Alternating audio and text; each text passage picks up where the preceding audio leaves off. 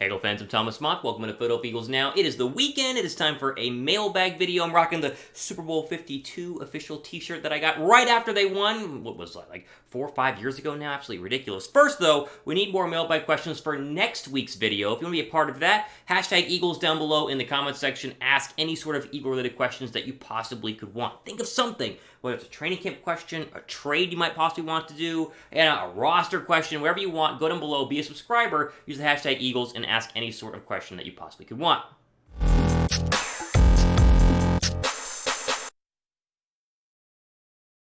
All right, as I was mentioned, we do our mailbag here on the weekend. Of course, we need to take our subscribers' questions. We'll do Jay Green's in 1 second. First, our shout-out goes to Brian Borstein. He was one of the guys commenting Real One down below in the comments section. He said this: love this channel, appreciate your daily updates. That's why I'm here, right? Daily updates regarding your Eagles. ESPN's not going to do it, right? They got way more important things to cover during the offseason than just the Philadelphia Eagles, and so we try to give you guys everything regarding the Philadelphia Eagles. So shout-out to Brian Borstein. Stay tuned to see how you can get a shout-out in a video coming up on Monday, which will take place later on in this video. All right, Jay Green says, how will Zach McPherson play a role in this defense? Is he being primed to be a slot corner? Hypothetically, if Slay or Bradberry go down, I'd imagine Maddox moving outside and McPherson moving to slot. Is he poised to be a slot cornerback? No, I don't think so. Everything I've seen is that he's poised to be an outside cornerback. That's what they were going to have him do pre-James Bradberry signing. I mean, it was going to be Slay and McPherson on one side and the other side.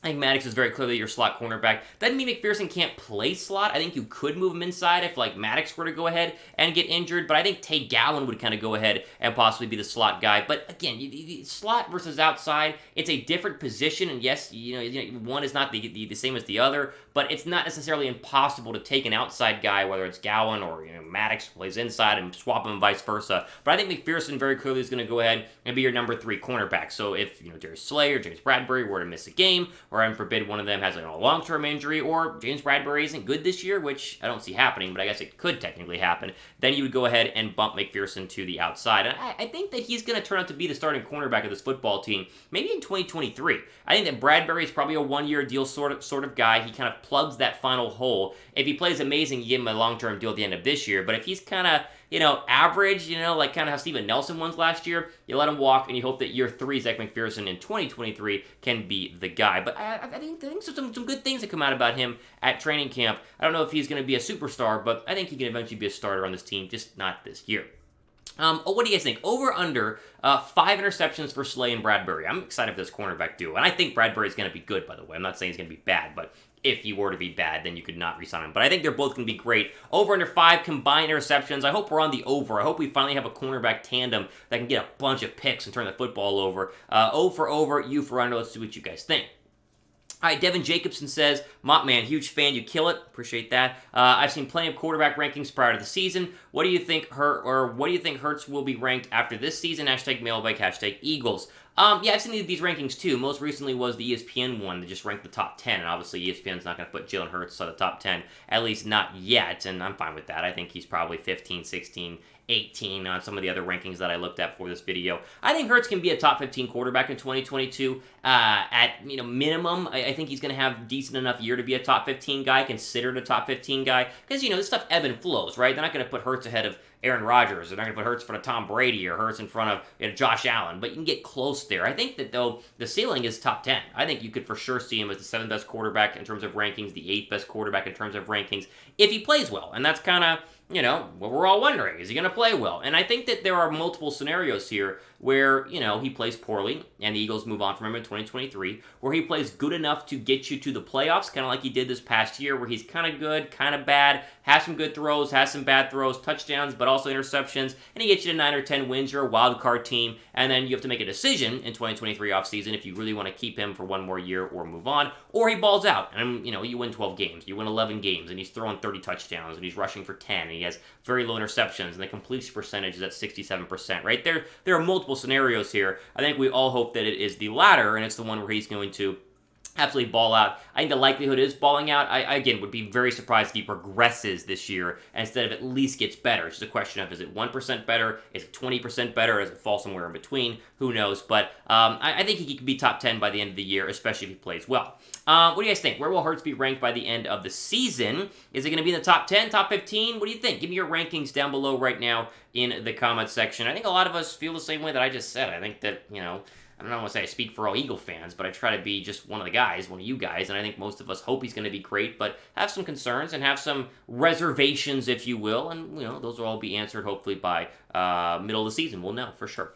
Okay, make sure you guys, again, subscribe and turn on the notification bell. A lot of you guys do. We're up to 30,608 subscribers here on the channel. If you want a shout-out, here's your chance. Type Super Bowl 52. See what I did there? You got my official Super Bowl 52 t-shirts. I don't wear it that often, but when I do, I'm always like, oh, man, this is a really great design on, the Super Bowl winner t-shirts every single year. Just type SB52 down below for a potential chance for a shout-out. You got to be a subscriber to get that, and it'll be on probably Monday's video, because obviously I need a break on the weekends. Okay, I'm a LT says, I'd be more worried if Hurts was picking the defense apart. I like Hurts, and I'm fine with him being our quarterback, but he's not Rodgers or Brady. Yeah, I'm totally fine, right? Let me just kind of bring you into what this question is focusing on in case you didn't watch yesterday's video, which you should, by the way.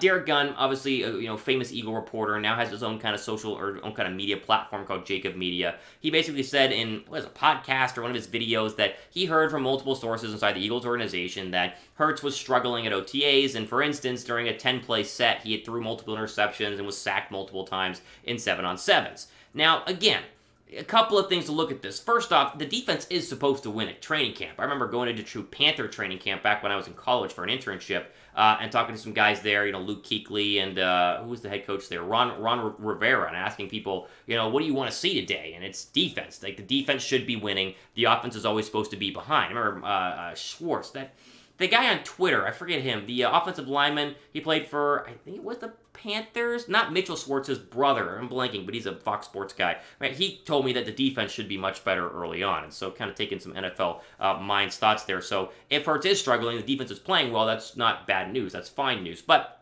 again, a couple more things from the Derrick Gunn story have popped out here, including that he was told about this a couple of months ago. Like, you think about at least a month ago was minicamp and OTAs. It was a while ago, like right after the NFL draft. And so if Hurts was struggling then, why are we just now waiting to get this out to the media? Now, maybe he didn't hear about it, but it sounded like he did way back when. And so there's some timeline issues there. Again, I don't want to poo-poo on Derrick Gunn. I think Derrick Gunn's an excellent reporter. I think he does just a fine job. I think he's obviously very famous and way more famous than I am in terms of what you talk about the Eagles. I mean, light years ahead, and there's a reason for that because he's been in the game way longer. But I do just think that there needs to be pushback on a story like that because it's not a preseason game. It's not training camp full pad 11-on-11s. And when you get to these mini camp things, they're trying to install stuff into offenses. I mean, it's very much playbook heavy. And so if they're trying to install a certain route concept or install, a certain throw to the right side of the football field against a certain defense, then there's potential for some errant throws. I just don't think we can panic and say, oh, Hurts is going to stink because of one report by Derrick Gunn. I just want to emphasize that here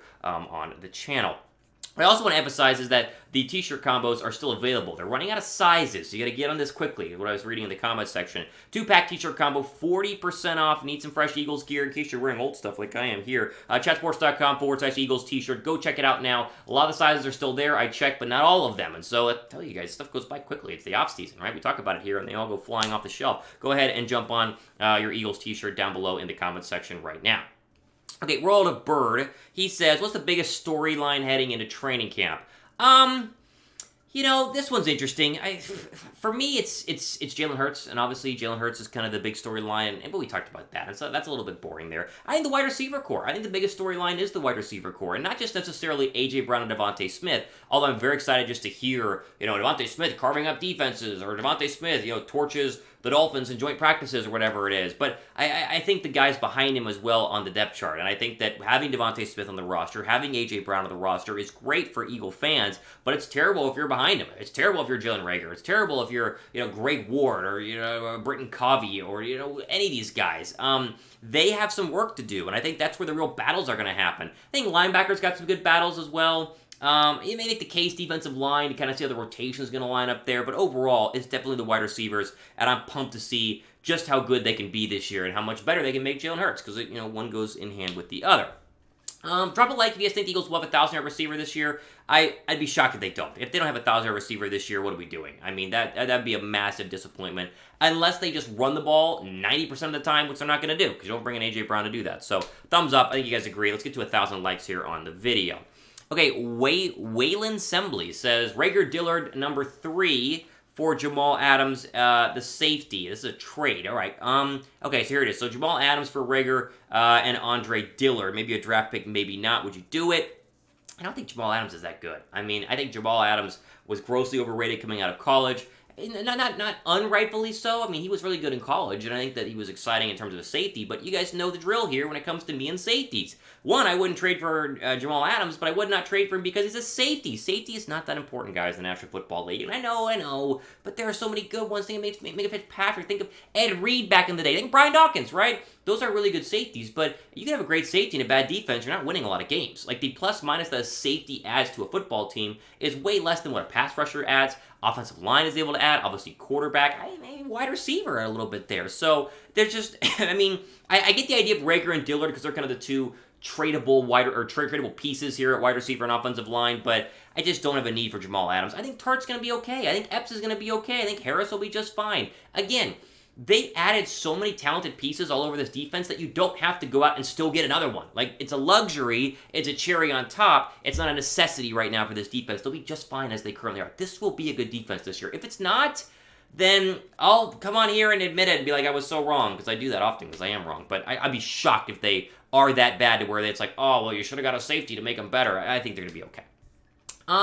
Which game are you guys most excited for this season? I saw some comments earlier in the week, someone mentioning they're going to the Lions game, which is great. I've been to Detroit, never been to a Detroit Lions game, but they mentioned they're trying to go to, a new stadium every single year. I haven't gotten tickets yet, but I am going to an Eagles game this year. I will go to Philadelphia, or one in Philadelphia. I'll let you guys know whenever I'm going up there in case you want to, link up at the link, say hi, whatever. But I don't know what I'm going to yet. I want to go to Eagles Cowboys, but I don't have tickets yet. It's expensive right now, okay? It's not cheap.